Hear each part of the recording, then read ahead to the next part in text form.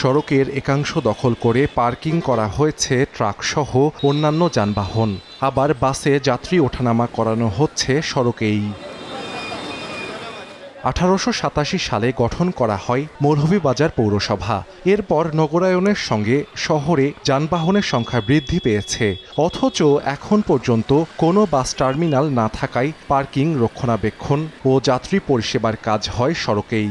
এছাড়া পণ্যবাহী ও 3 চাকার যানবাহনও পার্কিং করা হচ্ছে একই সড়কে। এ কারণে প্রায় জটলা তৈরি হচ্ছে শহরের প্রধান সড়কগুলোতে। এতে ভোগান্তিতে আছেন পৌরবাসী।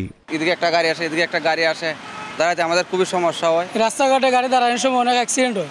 চলাফেরা আটতে বইতে সব সময় একটা গেঞ্জাম। দীর্ঘ সময় রাস্তার মধ্যে খার হইয়া থাকা লাগে।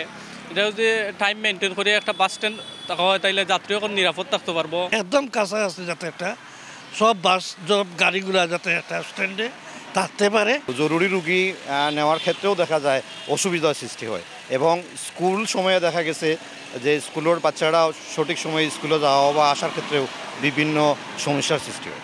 শহরের ট্রাফিক শৃঙ্খলা ফেরাতে শীঘ্রই বাস টার্মিনাল নির্মাণের দাবি পরিবহন শ্রমিক নেতাদেরও। টার্মিনাল থেকে গাড়ি ছেড়ে যাব, টার্মিনাল থেকে গাড়ি আবার টার্মিনালে গাড়ি রাখবো। আমরা একটা প্রাণের দাবি, আমরা যত তাড়াতাড়ি পারা যায় একটা টার্মিনাল ব্যবস্থা করে দিয়ে দিত।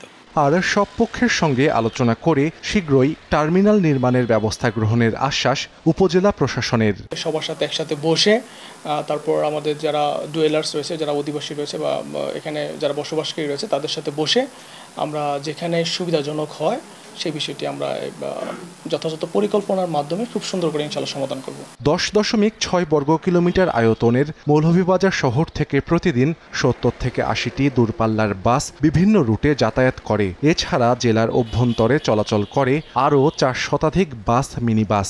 পাশাপাশি রয়েছে প্রায় 30,000 বৈধ অবৈধ সিএনজি চালিত অটোরিকশা। আর প্রতিদিন ট্রাক চলাচল করে 1000-এরও বেশি। সময় সংবাদ, মৌলভীবাজার।